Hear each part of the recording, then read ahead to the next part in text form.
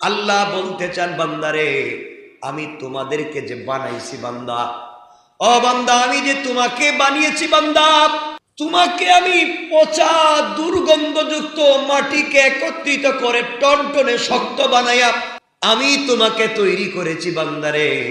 এই জন্যে দেখা যায় মরে গেলে, মরে যাওয়ার পরে বান্দা শরীরের কাফনের কাপড় পচে যাওয়ার আগে মানুষের বডি পচে দুর্গন্ধ বের হয়ে যায়, ঠিক না?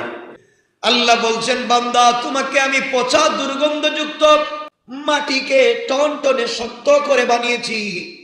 আমি আল্লাহ বুঝাতে চাই, এত দুর্গন্ধযুক্ত ময়লা মাটিকে আমি এত সম্মান দিয়ে তোমাকে কত সুন্দর করে তৈরি করেছি। ও বান্দা, কতগুলাকে বডিকে কত সুন্দর সেট আপ করলাম, কিন্তু দুনিয়ার থেকে বিদায় নিলা, আজকে আমার কাছে আসলা। দুনিয়ায় থাকবার পরে তোর রবকে স্মরণ